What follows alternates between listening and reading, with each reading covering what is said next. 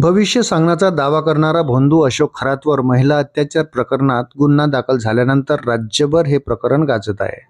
खरातच्या दरबारात हजेरी लावणे, त्याच्यावर छत्र धरणे, त्याचे पाद्यपूजन करणे अशी कामे करणाऱ्या राज्य महिला आयोगाच्या माजी अध्यक्षा रुपाली चाकणकर यांना राज्य महिला आयोगाचे अध्यक्षपद गमवावे लागल्यानंतर राष्ट्रवादी काँग्रेसच्या महिला प्रदेशाध्यक्षपदावरही पाणी सोडा लागले. मात्र एवढं झाल्यानंतरही रुपाली चाकणकरांची अद्याप चौकशी का झाली नाही असा सवाल वारंवार विरोधकाकडून उपस्थित केला जातो. अखेर आज एसआयटीच्या प्रमुख तेजस्वी सातपुते यांनी चाकणकरांचे नाव न घेता उत्तर दिले. खरात प्रकरणाचा विशेष तपास पथकाकडून तपास केला जात आहे. खरातच्या सिन्नर तालुक्यातील मिरगाव येथील श्री शिवनेका संस्थांशी संबंधित सर्व आजी-माजी सदस्यांची आता चौकशी होणार असल्याचे पुढे येत आहे. रुपाली चाकणकर या श्री शिवनिका संस्थाच्या कार्यकारिणी सदस्य होत्या, त्यामुळे आपसुकच इतर सदस्याप्रमाणे त्यांचीही विशेष तपास पथकाकडून चौकशी होऊ शकते. मात्र ही चौकशी कधी होणार असा सवाल वारंवार उपस्थित केला जात आहे. अखेर आजच्या पत्रकार परिषदेत माध्यमांच्या प्रश्नाला उत्तर देताना तेजस्वी सातपुते यांनी स्पष्ट केले आहे की या प्रकरणात कोणालाही पाठीशी घातले जाणार नाही.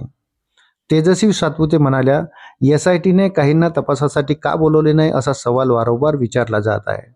मात्र आपल्याकडे तपासादरम्यान पुरावे जे समोर येतात त्यानुसार संबंधित व्यक्तीची चौकशी केली जाते. आपल्याकडे फिर्याद आणि साक्षीदार यांच्या माहितीनुसार कारवाई होते. मुख्य आरोपी सोडून कोणी मदत केली आहे का त्याचा तपास करत आहोत. याबाबत पुरावे समोर आले तर चौकशी केली जाणारच आहे. कोणालाही पाठीशी घातले जाणार नाही.